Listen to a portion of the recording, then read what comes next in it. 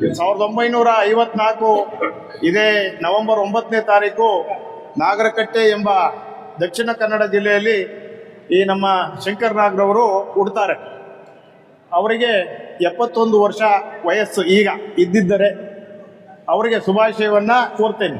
ಅದೇ ರೀತಿ ಇವತ್ತು ಬ್ರಿಟಿಷರಿಗೆ ಸಿಂಹ ಸ್ವಪ್ನವಾಗಿದ್ದಂತಹ, ಬ್ರಿಟಿಷರನ್ನು ಹಿಮ್ಮೆಟ್ಟಿಸಿದಂತಹ ಕೆಚ್ಚದೆ ವೀರ ಟಿಪ್ಪು ಸುಲ್ತಾನ್ರವರ 276ನೇ ಜಯಂತಿ.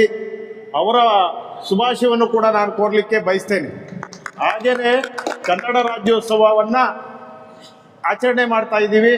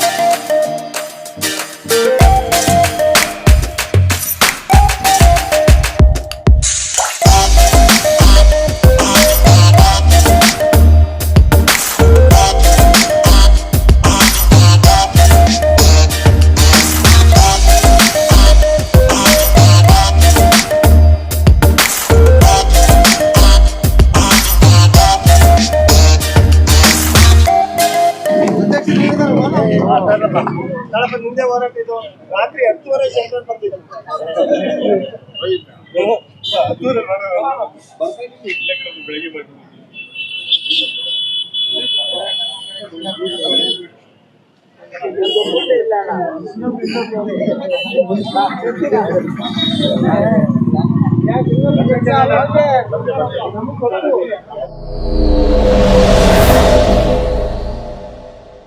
ಆಟೋ ಚಾಲಕರ ಆಶಾಕಿರಣ ಶಂಕರಣ್ಣನ ಹುಟ್ಟಿದ ದಿನವನ್ನ ಶ್ರಮಿಕರ ಆಟೋ ಚಾಲಕರ ದಿನ ಅಂತ ಹೇಳಿ, ಇಲ್ಲ ಚಾಲಕರ ದಿನ ಅಂತ ಹೇಳಿ ಸರ್ಕಾರ ಘೋಷಣೆ ಮಾಡಬೇಕು.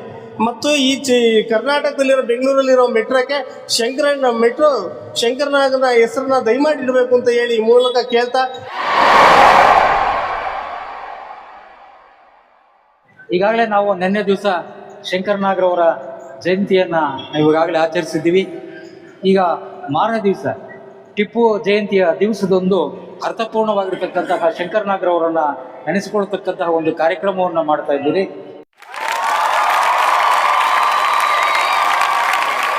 ಈ ದಿನ ಏನು ಶಂಕರ್ನಾಗ್ ಮತ್ತೆ ಟಿಪ್ಪು ಸುಲ್ತಾನ್ ಅವ್ರ ಬಗ್ಗೆ ಚಂದ್ರಶೇಖರ್ ಸರ್ ಮತ್ತೆ ರೇಣುಸ್ವಾಮಿ ಅವರು ಎಲ್ಲರೂ ಮಾತಾಡಿದ್ದಾರೆ, ಹೆಚ್ಚಿನ ಗುಣಗಾನ ಮಾಡಿದ್ದಾರೆ. ಯಾಕಂದರೆ ಆ ಗುಣ ಅವರಲ್ಲಿತ್ತು. ಅವರು ಅದನ್ನು ಉಪಯೋಗಿಸ್ಕೊಂಡು ಇವತ್ತು ಒಳ್ಳೆಯ ವ್ಯಕ್ತಿಗಳಾಗಿ ಸಮಾಜಕ್ಕೆ ಒಂದು ಮಾರ್ಗದರ್ಶಕರಾಗಿದ್ದಾರೆ. ದಯಮಾಡಿ ನೀವು ಯಾವುದೇ ಒಂದು ಆಟ ಓಡಿಸಿ, ನಿಮ್ಮ DL ಮತ್ತು ಇನ್ಸೂರೆನ್ಸು ಯಾವುದೋ ಒಂದು ಸಮಸ್ಯೆ ಟಚ್ ಆಗುತ್ತೆ, ಅವ್ರು ಎಷ್ಟೋ ಕೇಳ್ತಾರೆ, ಅದು ಕೂಡ ನಮ್ಮ ಶಕ್ತಿ ಇರಲ್ಲ. ಒಂದು ಇನ್ಸೂರೆನ್ಸ್ಗೆ ಎಷ್ಟು 3-4 ಸಾವಿರ ರೂಪಾಯಿ ಇರುತ್ತೆ, ಹೆಚ್ಚಿಗೆ ಮೇಲೆ 3 ಲಕ್ಷ ಕೇಳ್ತಾರೆ. ದಯಮಾಡಿ ತಮ್ಮ ರಿಕ್ವೆಸ್ಟು, ದಯಮಾಡಿ DL ಮತ್ತು ಇನ್ಸೂರೆನ್ಸು ಮತ್ತು ನಿಮ್ದು ಏನು FC ಇರುತ್ತಲ್ಲ ಕಂಪಲ್ಸರಿ ಮಾಡಿಸ್ಕೊಂಡ್ರಿ ಅಂತ ನಾವು 2 ಮಾತು ನೋಡ್ತೀವಿ.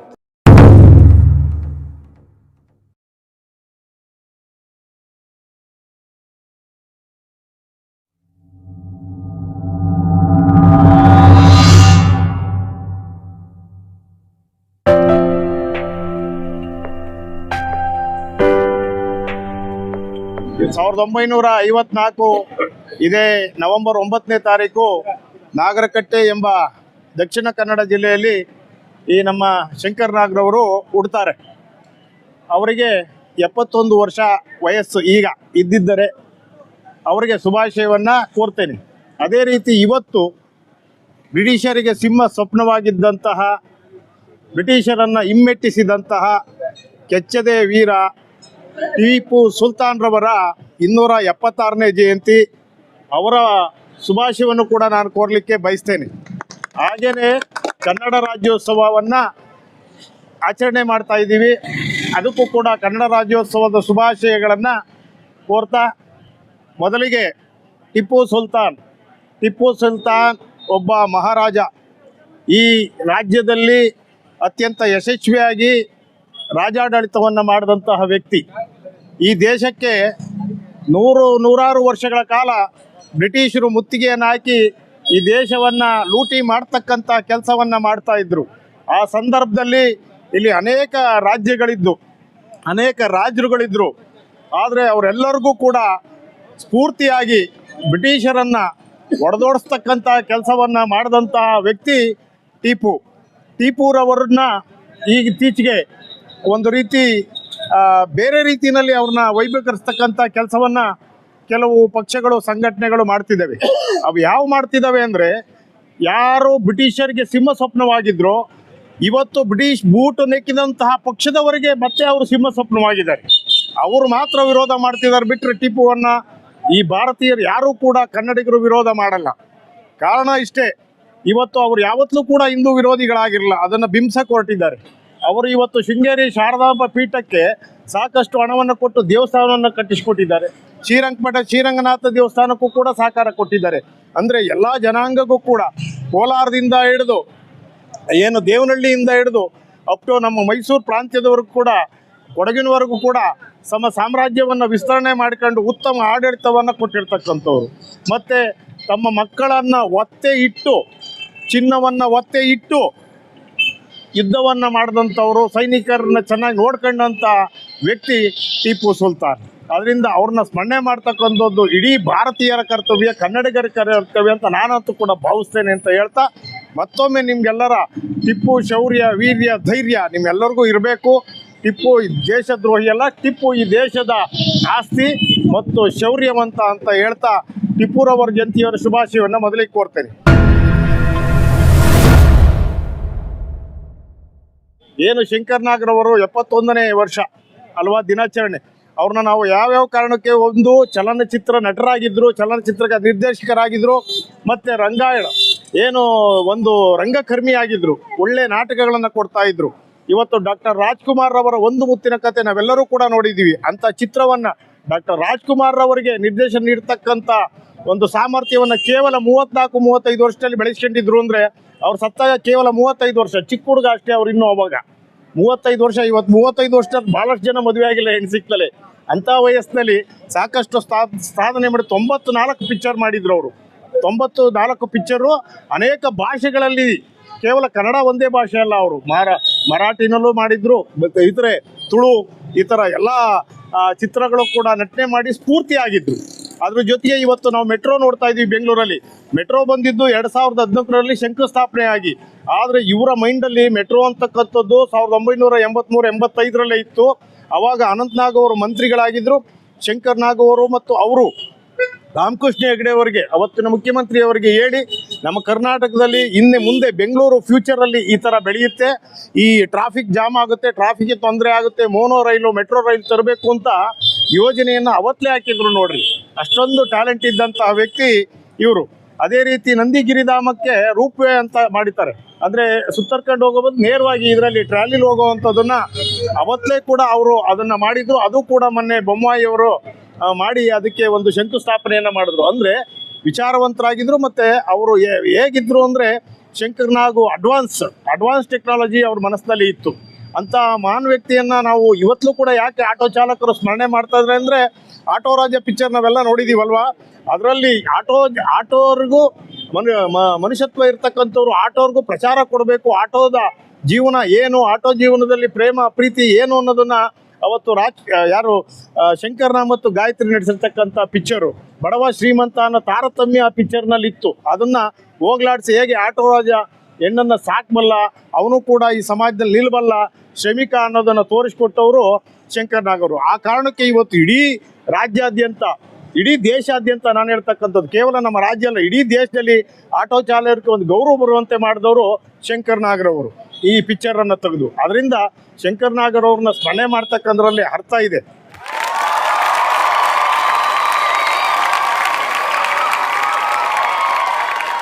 ಉದಾಹರಣೆಗೆ ಈಗ ಆಟೋ ವಿಚಾರವಾಗಿ ಹಲವಾರು ಪಿಕ್ಚರ್ಗಳು ಬಂದಿದ್ದಾವೆ. ಉದಾಹರಣೆಗೆ ವಿಷ್ಣುವರ್ಧನ್ ಮಾಡಿದ್ದಾರೆ, ರವಿಚಂದ್ರನ್ ಮಾಡಿದ್ದಾರೆ, ಗಣೇಶ್ ರವರು ಮಾಡಿದ್ದಾರೆ, ಡಿ ಬಾಸ್ ದರ್ಶನ್ ರವರು ಸಹಿತ ಪಿಕ್ಚರ್ ಮಾಡಿದ್ದಾರೆ. ಆದರೂ ಸಹಿತ ನಮ್ಮ ಆಟೋ ಚಾಲಕರ ಮನಸ್ಸಿನಲ್ಲಿ ಉಳಿದಿರ್ತಕ್ಕಂಥವ್ರು ಅಂತಂದರೆ ಶಂಕರ್ನಾಗ್ರವರು. ಎಲ್ಲಿಂದ ಯಾವುದೇ ಊರಿಗೆ ಹೋಗಲಿ ಆ ಶಂಕರ್ನಾಗ್ರವರ ಹೆಸರಿನಲ್ಲಿ ಒಂದು ಆಟೋ ನಿಲ್ದಾಣಗಳು ಪ್ರತಿಯೊಂದು ಊರಿನಲ್ಲೂ ಸಹಿತ ನಾವು ಕಾಣಬಹುದಾಗಿದೆ. ಯಾವುದೇ ಒಂದು ಸಾರ್ವಜನಿಕರಿಗೆ ಸಮಸ್ಯೆ ಆಗಲಿ ಬಹುಬೇಗ ಅವರ ಗಮನಕ್ಕೆ ಬರ್ತಕ್ಕಂಥದ್ರೆ ಆಟೋ ಚಾಲಕರನ್ನು ಕರೀರಿ ಅನ್ನತಕ್ಕಂತಹ ಮಾತು ಪ್ರತಿಯೊಬ್ಬ ಜನಸಾಮಾನ್ಯರಲ್ಲೂ ಸಹಿತ ಇರುತ್ತೆ. ಅಂತಹ ಒಂದು ಮಹತ್ತರವಾಗಿರ್ತಕ್ಕಂತಹ ಸೇವೆಯನ್ನು ಮಾಡತಕ್ಕಂಥ ಅವಕಾಶ ನಮಗೆಲ್ಲರಿಗೂ ಸಹಿತ ಇದೆ. ಸಮಾಜಮುಖಿಯಾಗಿರ್ತಕ್ಕಂತಹ ಕೆಲಸವನ್ನು ಮಾಡೋಣ, ಸಮಾಜದ ಒಳಿತಿಗಾಗಿ ನಾವೆಲ್ಲರೂ ಸಹಿತ ಸೇರ್ಕೊಂಡು ದುಡಿಯೋಣ ಅಂತ. ಸುಮಾರು ವರ್ಷ, ಒಂದು 20 ವರ್ಷದಿಂದಲೂ ಕೂಡ ಸುಭಾಷ್ ಚಂದ್ರ ಬೋಸ್ ಜಯಂತಿ, ಆಟೋ ಚಾಲಕರ ಆಶಾಕಿರಣ ಶಂಕರಣ್ಣನ ಜಯಂತಿನ ಮಾಡ್ಕೊಂಡೇ ಬರ್ತದೀವಿ. ಆದರೆ ಅದರಿಂದ ಬದಲಾವಣೆ ಏನು ಅನ್ನೋದು ಬೇಕಲ್ಲ. ನಾವೇನು ಬದಲಾವಣೆ, ಶಂಕರಣ್ಣನ ಯಾವ ನಡೆಗಳನ್ನು ನಾವು ರೂಢಿಸ್ಕೊಂಡಿದ್ದೀವಿ. ಸುಭಾಷ್ ಚಂದ್ರ ಬೋಸ್ ಈ ದೇಶಕ್ಕೆ ಕೊಟ್ಟಂಥ ಕೊಡುಗೆ ಅಂತದವರು. ಹಾಗಾಗಿ ತಮ್ಮ ಕುಟುಂಬಗಳನ್ನ, ತಮ್ಮ ಜೀವಗಳನ್ನ, ಪ್ರಾಣಗಳನ್ನ ತೆತ್ತಿ ನಾವು ಇವತ್ತು ಸುಖವಾಗಿರೋದಕ್ಕೆ ಕಾರಣಕರ್ತರು ಯಾರಾಗಿದ್ರೆ ಸುಭಾಷ್ ಚಂದ್ರ ಬೋಸ್. ಶಂಕರ್ನಾಗಿದ್ದಂಥ ಕಾಳಜಿ ಏನು ಅಂದರೆ, ಅವರು ಹುಟ್ಟು ಮರಾಠಿಗರಾಗಿರ್ತಾರೆ, ಅವ್ರ ಭಾಷೆ ಮರಾಠಿ ಆದರೂ ಕೂಡ ಕನ್ನಡದ ಬಗ್ಗೆ ಪ್ರೀತಿ ಇರುತ್ತೆ. ಅವರು ಕಮ್ಮಿ ವರ್ಷ ಬದುಕಿದ್ದಾದರೂ ಕೂಡ 90ರಿಂದ 94 ಚಲನಚಿತ್ರಗಳನ್ನ ಅವ್ರು ಕಮ್ಮಿ ಇದರಲ್ಲೇ ತೆಗೆದು ಹೋಗಿರ್ತಾರೆ. ಹಾಗಾಗಿ ಆಟೋ ಚಾಲಕರಿಗೆ CDC ಸರ್ ಹೇಳ್ದಂಗೆ ಅವ್ರು ಏನಾರ ಗತ್ತಂದು ಕೊಟ್ಟರು ಅಂದರೆ ಶಂಕರ್ನಾಗ್ ಮಾತ್ರ. 100 ಜನ ಹೀರೋಗಳು ಆಟೋ ಚಲನಚಿತ್ರಗಳು ತೆಗ್ದಾರೆ. ನಾವು ಯಾರನ್ನೂ ಕೂಡ ಇವತ್ತು ನೆನೆಸ್ಕೊಳ್ಳಲ್ಲ. ಆಟೋ ಚಾಲಕ ಶಂಕರಣ್ಣನ ಮಾತ್ರ ಯಾಕೆ ನೆನೆಸ್ಕೊತೀವಿ ಅಂದರೆ ಅವ್ರಿಗೆ ಅದನ್ನು ಹೊರತುಪಡಿಸಿ ಮಾನವೀಯತೆ ಗುಣಗಳಿದ್ದು, ಈ ಸಮಾಜದ ಬಗ್ಗೆ ಒಳ್ಳೆಯದು. ನಾವು ಇದ್ರ ಪರವಾಗಿ ಇವತ್ತು ಈ ಸುಭಾಷ್ ಚಂದ್ರ ಬೋಸ್ ಆಟೋ ಚಾಲಕರ ಸಂಘದ ಪರವಾಗಿ ನಮ್ಮ ಸರ್ಕಾರಕ್ಕೆ ಒಂದು ಮನವಿ ಮಾಡ್ತಾ ಇದೀವಿ. ನೆನೆಸ ಗುರುಗಳಿಗೆ ಹೇಳಿದ್ವಿ, ಅದೇನೇನು ಬೇಕು ಅದನ್ನ ಮಾಡೋಣ. ಆಟೋ ಚಾಲಕರ ಆಶಾಕಿರಣ ಶಂಕರಣ್ಣನ ಹುಟ್ಟಿದ ದಿನವನ್ನ ಶ್ರಮಿಕರ ಆಟೋ ಚಾಲಕರ ದಿನ ಅಂತ ಹೇಳಿ, ಇಲ್ಲ ಚಾಲಕರ ದಿನ ಅಂತ ಹೇಳಿ ಸರ್ಕಾರ ಘೋಷಣೆ ಮಾಡಬೇಕು. ಮತ್ತು ಈ ಕರ್ನಾಟಕದಲ್ಲಿರೋ, ಬೆಂಗಳೂರಲ್ಲಿರೋ ಮೆಟ್ರೋಕ್ಕೆ ಶಂಕರ್ನಾಗ್ನ ಹೆಸರನ್ನ ದಯಮಾಡಿ ಇಡಬೇಕು ಅಂತ ಹೇಳಿ ಈ ಮೂಲಕ ಕೇಳ್ತಾ ಎಲ್ಲರಿಗೂ ಮತ್ತೊಮ್ಮೆ ಶಂಕರ್ನಾಗ್ ಹುಟ್ಟುಹಬ್ಬದ ಶುಭಾಶಯಗಳು ಹೇಳ್ತಾರೆ.